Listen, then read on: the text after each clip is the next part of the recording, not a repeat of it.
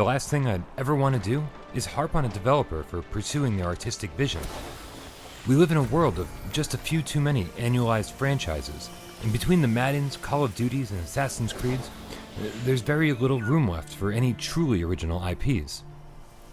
I mean, I get it, you have to make what sells, but every so often, developers need to try something new, stretch their legs, and tell a personal story, something powerful, something real.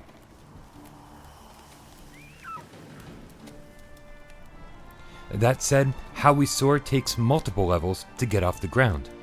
Don't get me wrong, my first impressions were extremely positive, with the art direction leading the charge. The paper-constructed worlds obviously brings Tearaway to mind, but How We Soar owns this look and uses it to craft the world and tell its own story, in its own way. And as you fly around on the back of your giant phoenix, you'll watch the environments twist and morph as the narrators and voice actors deliver the story. So far so good, right? Well, yes, except for a few things. First, the story doesn't start getting good until around the 4th level or so, and aesthetically, all of the first levels look practically identical.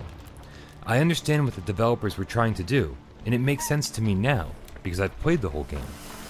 But any normal gamer who's not pushing forward to write a game review might not see it through. So I beg you, if you give this game a chance, give it a real chance, because it takes quite a while to get going.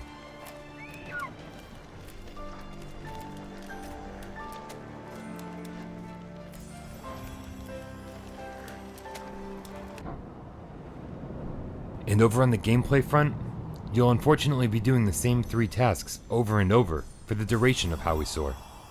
Fly through rings, collect the prerequisite number of orbs, then pursue another bird around the level. If it sounds a little boring, well, that's because it is. It's almost like busy work to give the player something to do while the story's being told. And it all pales in comparison to exploring each level freely. As you fly over the world, you'll turn scrawled notebook paper into lush, colorful environments. It's fun, but time-consuming, and it won't take you long until you feel like it's time to push on to the next stage. Which probably leads me to my biggest complaint about How We Soar. See, mere weeks ago, Eagle Flight showed us how tight and responsive flying in VR could be.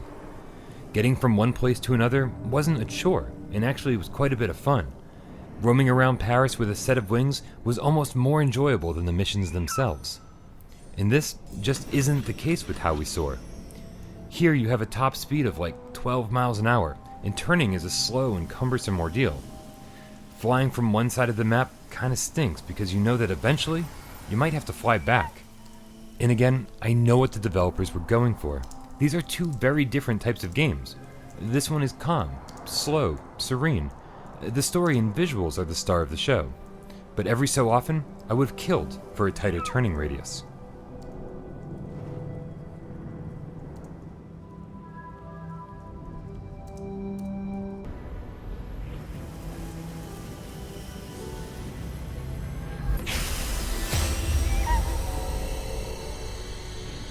How We Soar is a game for a niche audience. It's for the gone home crowd, those who can appreciate something unique and don't mind the monotony of a few extra tutorial levels.